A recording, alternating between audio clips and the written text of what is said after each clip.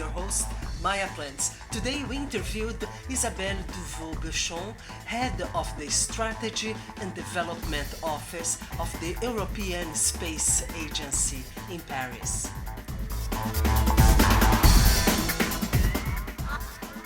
We spoke about cybersecurity, how the European Space Agency collaborates with member states, and what are the funding mechanisms available for startups.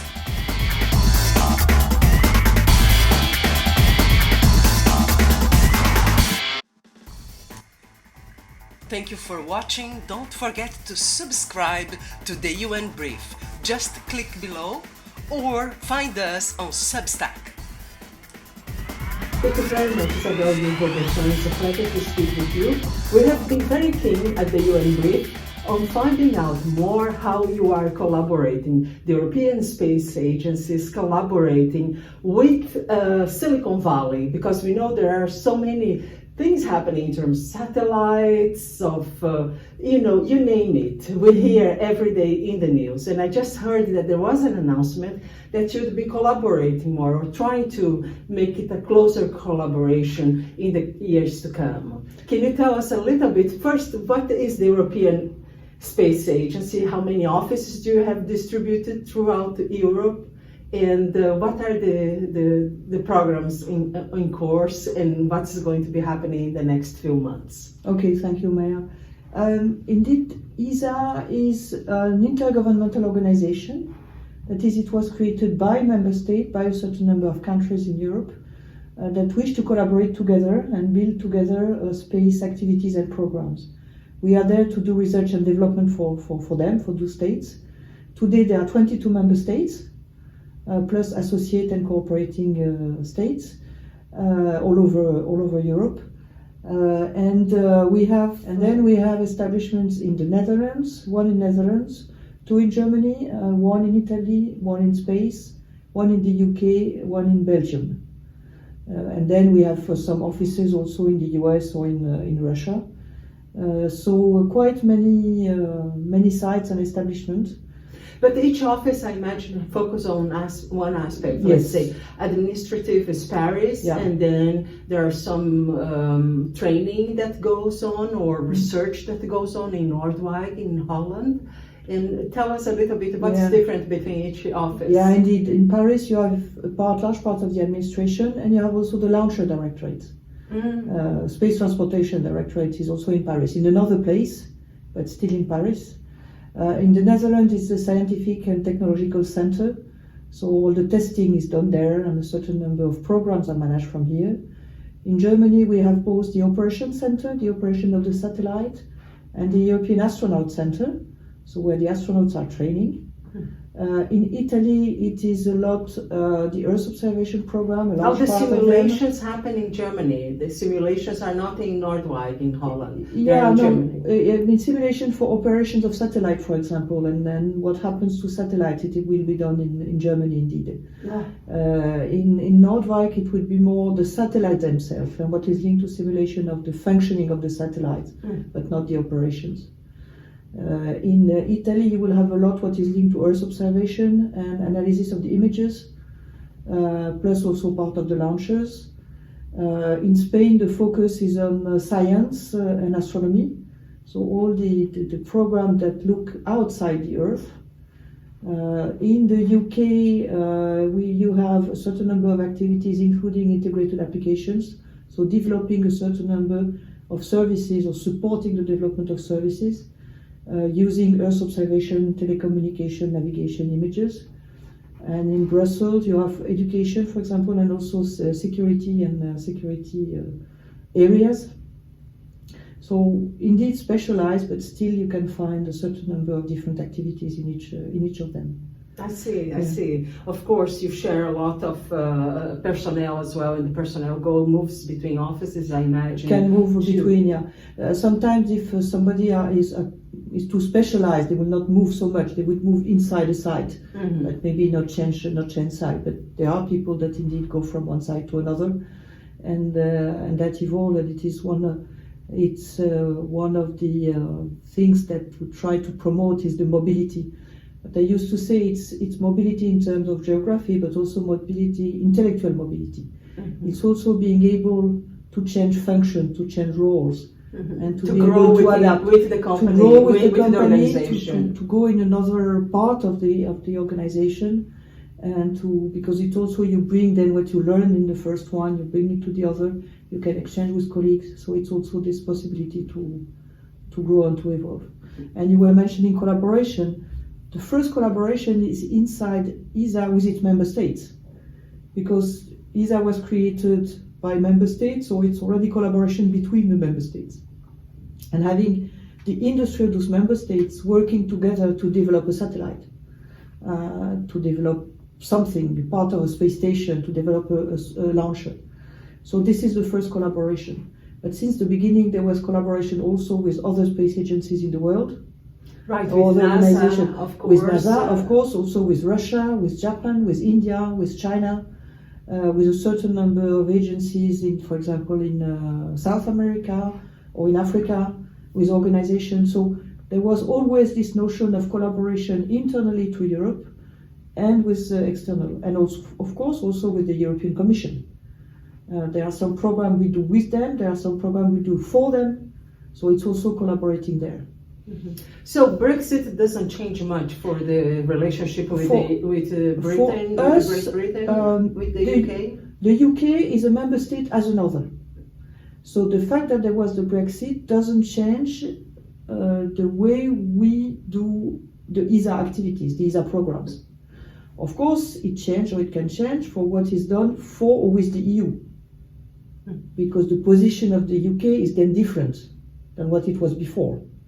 So indeed, this Because in the induce funding changes. issues, I remember with the European Commission Directorate General for Research and Innovation, which I happened to work in the high-level group that was reviewing in the budget the framework program. There was the question that once the UK would be out, right, how we would replace that much. You know, in the end, it sort of worked itself out because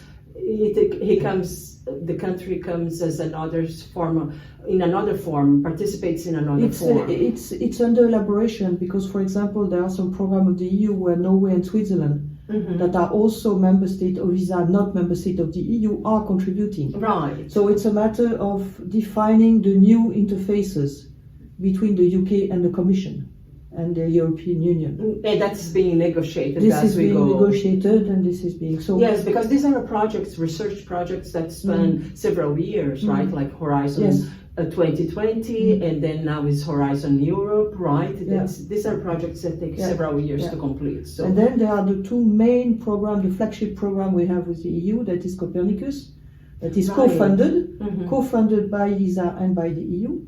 So there is also money coming via ESA, and Galileo, that is a program of the European Union that is managed by us. So of course there are discussions going on to see how Brexit has an impact or not on this type of activities. But for the standard ESA activities, it changed nothing. It's a member state as the others. I see. So tell us a bit about the programs that are happening right now in terms of collaboration with Silicon Valley, which is something that everybody is always interested in. You know, a lot of our audiences are people who work in technology in Silicon Valley, in San Francisco. We have readers from New York and San Francisco who are in the tech space, and some of course doing things related to satellites and so on. So tell us a little bit, what are the programs underway and what you have planned for the coming year? The Director General, Josef Aschbacher, came into office on the 1st of March. Of course, he was at ESA since years before, in other position. He was the Director of Earth Observation Programs just before he became Director General. And when he started office, he issued what's called Agenda 2025, by which he sets up the priorities for the next years, the priorities of development. One is linked to the relation with the EU, so to be sure that it evolves and develops with the new ideas of the EU and our own programs. One is linked to the program and how to achieve the challenges that are faced by the programs in development. That is one element. There is one element linked to the development of all what is linked to safety and security. The question of safety in space, security from space, how space can support in terms of crisis, how it can better address. This is one topic. There is one that is linked to ESA transformation, to say to put in place all this priority, you will need to evolve in the way to do business, evolve in the way you manage people, evolve in different ways. And there is one that is called commercialization. And this is the one that might be close, not really to Silicon Valley, because indeed, as we receive money from European states, it has to be spent with European companies. Right. You can collaborate, but the idea is that because you it's really commercialize research. Of course, it's public money. It's public money, so you need to support the economy, the local economy. This is the mandate that is given by our member states. Now, this topic, this priority on commercialization, what it says is that we want to develop the support we provide to companies to help companies, European companies, develop more services and be more effective on the market. So there can be, of course, European companies that will go to Silicon Valley or work with Silicon Valley directly. So it's making sure that European industry would be fitted for the evolution of the sector. Also to say that it's not public money that can do everything. Right, because also these companies developing services is not for us. Yeah, at one point these companies say, yes, we received funding to do, to launch the company, but now in order to really scale up, maybe we will go to Silicon Valley and open an office there, because there is where the, so to speak, venture capital is, right? That can help them scale. And, there's this culture. Of course, there is venture capital in Europe, but sometimes that seems to be less, and then they arrive in the US and immediately they have the doors open and they have more, it's easier in some ways, right? It's what I hear from companies in general from Europe. When they go to the US, they find that it's much easier to find venture capital sources of capital that are really interested and understand what they are trying to accomplish in terms of scalability. Yeah. What we would like is that it is possible also in Europe, in the sense that we agree and we recognize, and it is part of why DG wanted to focus on commercialization, that seed money is existing, coming from ESA or from other activities. We have business incubation centers in all European ESA member states that we are co-funding with the countries and so on, and that there is the difficulty is to raise the first funding after that and to be able to reach a size where you will be on the market and stable. And so we would like to be able to help with this phase. So not paying for all the services, they have to have a business case at some point in time, but to help bridging the gap between the initial funding where they will demonstrate the technology and we will help them demonstrate the technology, and being a kind of warrant vis-à-vis venture capitals or vis-à-vis funding partners, that we can tell them, this technology, we can tell you it works. This company has developed it and it works. So we put this as a stamp on the technology. A stamp of credibility, right? Yes. That the European Space Agency says the technology is sound, right? So that is a very important first step in terms of in its trajectory to raise funding. But as you said, there is this moment where, it's what they call the debt valley, right? Where the company, in order to scale, need capital investments of some envergure. This is why we say we might help with this debt valley by this idea of stamping, because the member state, they do not fund these parts with ESA. They might decide to help some of their companies, but not via ESA. So by this stamp, we hope that the venture capitalists, European one, others, would be able to say, okay, let's invest, let's help them bridge the debt valley because we have some guarantee on the technology from ESA. Our role is not to develop commercial services, in the sense that our role is not to make money out of services. Our role is to do research and development for the member states. Right, your funding mechanisms do not allow for We are not you allowed to earn to earn a profit to make from the profit. investments you No, make. we are not allowed. We are not allowed.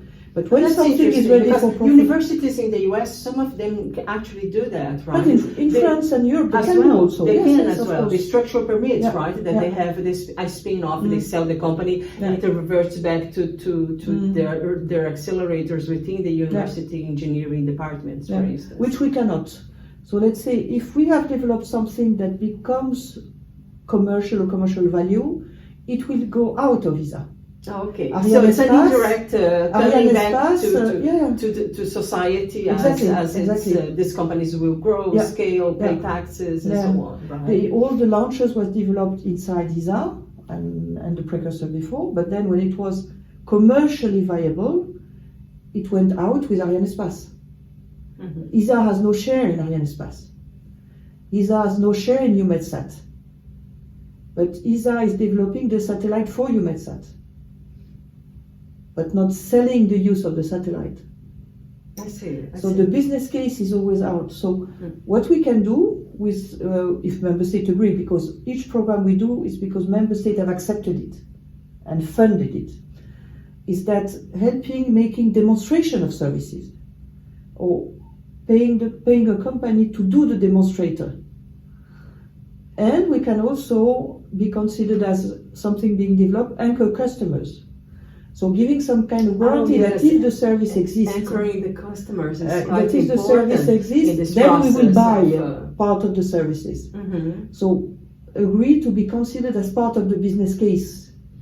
Mhm. Because we would, this is what is being done more or less, not called like that, but with the launchers. Mhm. We buy Ariane 5 and then it would be Ariane 6 and Vega C. So we are one of the customers that makes the model viable.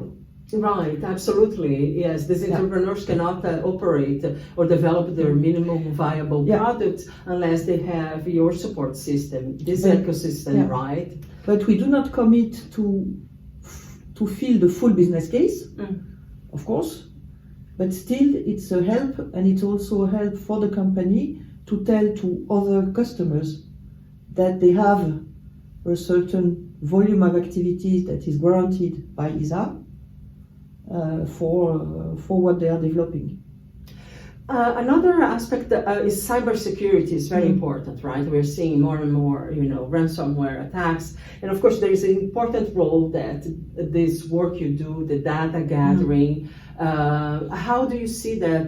Is that something that you are looking into it more? Yes. Are you investing more? Yes, or definitely. looking to the companies that are dealing, because cybersecurity, I imagine, also within cyberspace as well, right? Within this space. Yes. Research. I mean, Definitely, this is a topic that is very more and more important because the space assets are more and more recognized as critical infrastructure. Today in society, you cannot do without the satellites. In general, banking system is relying on satellites. All economy sectors are relying on satellites. Weather forecasts. Telecommunication, you have ground telecommunication, but not everywhere and not in all cases. Surveillance, maritime surveillance, many things that rely on satellites. So it means that you have to avoid that they are vulnerable. Because of course, if they are considered important, it gives the possibility to some bad guys to try to do something, or bad guys or bad countries. So the whole process of space safety, so the safety of assets in space, for example, against debris, which is not right. That and seems there's to a be lot of debris that and the right. risk. So assessing if there is a risk for our own assets, and moving the satellite if there is a debris that would come too close. Or also we have action and program to get rid of debris and to help getting rid of debris. So this is an element. Another element is indeed all what is linked to cyber, because there is all the transmission of information, which can be the image, but it can be also the order to the satellite or any type of information. So this is indeed being looked at very seriously and being developed, and we have the main security and cyber center is in Belgium, in our center in Belgium, and developing in collaboration with the member state and with the European Union. And this is another area again that you need international cooperation, right? Because you need you are not operating alone, right? It's not alone, but it's making sure also that we have inside Europe the capabilities to know and to act. We can get information from allies, but we need to have also our own elements to be able to take self-decision, self-assessment of what's happening, and to collaborate with the friend, because the more collaboration you have, the better chances you have to identify what to thwart these attacks before they happen, or to be warned differently and so on. So indeed, this is something important because of this vulnerability of the satellites, but it's vulnerability of the whole chain. The ground station might be the most vulnerable part of the space system. It's easier to attack a ground station than to attack a satellite. If we go to this, in terms of the hardware, in terms of accessibility, accessibility. Of so course. it's really, the work is really to assess the whole chain of hardware and software, and to make sure that at any point in the chain, any element in the chain, that it will be protected or as at best. And now to wrap it up, I know you've made several wonderful communications campaigns, right? But one that I've seen on your website is about making the general public understand how important it is space research for our life on Earth. Can you tell us a little bit about that? One of the elements, because there are several campaigns around that, but one on which I worked a lot is linking space with the SDGs. The famous SDGs, Sustainable Development Goals of the UN. Because it's, I found it, the former DG, when he arrived in 2015, he asked me to look at, and it was before September 2015, so before the SDGs were adopted, he asked me to look at sustainable development and how space could support sustainable development. So it was already in the mood at that time. And so when the SDG were adopted, I found that it was easy to link what we were doing to this SDG because they were known. I mean, everybody now, it started at the time, but I've heard about the SDGs. I've heard about one of them at least, knows that there are 17 or has an idea. And so linking what we can do with one SDG makes it much more tangible for the people on Earth. It can be for the citizen, it can be for the decision maker, it can be for the industry, it can be for the NGO, it can be for... And so what we've done is that we developed, and it was put in line in 2018, a catalogue of space and ESA activities that could be linked to one SDG, at least, just to give ideas. And we have more than 700 examples. And each of the 17 SDG has some examples. Right. You Some can have make a linkage, right? Some have several. Number 5, for instance, Exactly. women participation Exactly. in society. And, of course, we have activity. we know that in engineering, historically, women have been not as active or excluded from developing their careers within the field. Of course, probably the European Space Agency, like NASA, like others, reflects that, right? Yes, but now you could start doing something particularly to support women throughout the ranks. Right? So for every with role models, with education, so we link it to SDG 4 also for education. Right. And if there is a promotion of education, because we have education program where the young people, they like talking about space. So they receive curricula on space. So it helps SDG 4. That is wonderful, right? When and they then are it helps the in girls. high school, right? Exactly. They can start all level, primary, secondary, high school. You can find on the internet free tools for teachers, for students. Then it helps also the girls go to school because it provides tools, and then it helps SDG 1, reduction of poverty, because we know that the more the girls are going to school, the better it will be at the end to reduce poverty where they are. And if you help SDG 6 on water, if you help accessing better quality water, and you can have help from exploration activity that work on recycling of water for astronauts, that is also Right, it that is you can also use on very, Earth. very important. Yeah, All this technology can be Exactly. used now because we are they facing are a used. huge And they are issue, used. as you know, Yeah, yeah. with water Yeah. scarcity, right? It's already happening in some Exactly. parts of the US. Yeah. So, And this- they are used, and for example, one of space technology is used since maybe 10 years in Morocco, in a university in Morocco, Mhm. to provide drinkable water from water that is polluted by agriculture. And it is a space technology that has been adapted. Mhm. So this catalog is giving us these examples, both for people that would like to find something to use, but also to pass the message of the fact that space is not just the astronauts. Okay, it's nice and it is good for inspiration, it's good for education and gender, because if you have a female astronaut, then it gives an idea to the girls also that it is for them. and so Right, on. they cannot. It As we say, you cannot be what you don't see. Yes. Right. So Role models. more little girls will Role models. see. Yeah. they And will- next year, Samantha Cristoforetti will do her second. She is today the only female astronaut at ESA. Mhm. She will do her second flight next year. So I'm sure that it will be used for that. So it's this SDG is really it's supporting, and we have programs that specifically would like to focus on this SDG and how space can help understanding the level where people are. I mean, assessing the level of development, the level of reaching the SDG, but also be able to help acting. It's the example I use often on the thermometer and the medicine. With Earth observation satellite, you can do the thermometer, you can know the status of the atmosphere, the status of Earth, the status of the climate, of what's happening. And then with Earth observation, telecommunication, navigation technology, you can be a part of the acting.